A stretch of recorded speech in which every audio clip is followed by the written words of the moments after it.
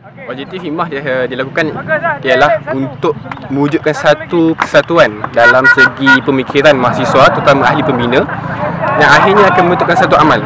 Kerana kita yakin ahli yang faham agenda dapat berjaya melaksanakan agenda tersebut.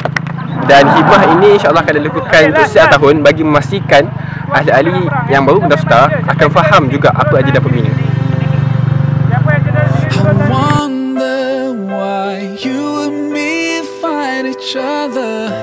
Don't you see the similarities between us? Take a minute and see yourself in the mirror. You look like me, those eyes, lips, you can't deny. Have you thought about why we look the same? Why we feel the same? Nama Ana Amiruddin Wahini. Ana Muhammad Fakhruddin Wahini, Haji dari Kelantan. Uzi. Nama Ana Amirul Hakim Ibrahim Padurus daripada UKM. Nama Imran Lutfi Muhammad Hair daripada SIM Kuala Lumpur. Nama saya Ahmad Fahmi bin Ibrahim daripada UNICEF. It doesn't matter if you live far away from me. You feel I feel, you bleed I bleed, you cry and I cry. We sleep and dream. Sometimes we're sad, sometimes we're happy. You breathe, I breathe.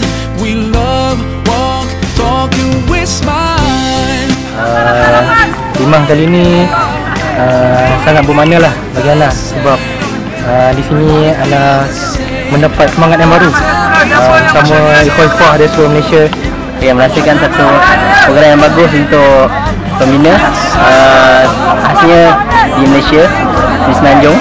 Ini dapat merapatkan ukhuwah antara ahli pembina itu sendiri dan Ana rasa berbangga lah kerana Himah kali ini mengumpulkan para belia yang Ana sangat kagum sebab semuanya bersemangat dan bersedia untuk selepas ini kembali ke kampus masing-masing dan insya-Allah menggencarkan tarbiyah di kampus mereka.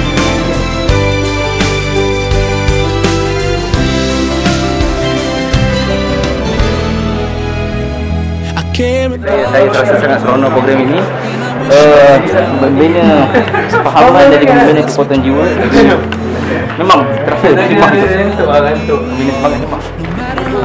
Mana rasa seronok ni sebab tengok banyak muka baru tu. Kita ada muka lama yang dah jumpa balik kan.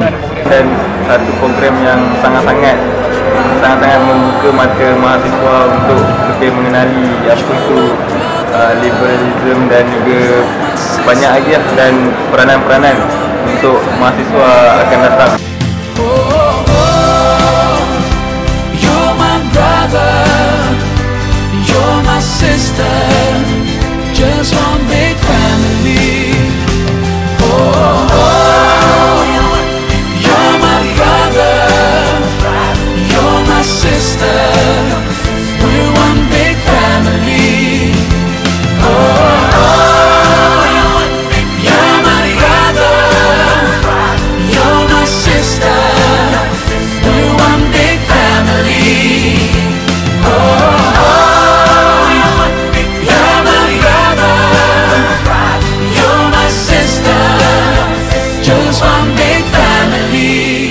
Just one big family.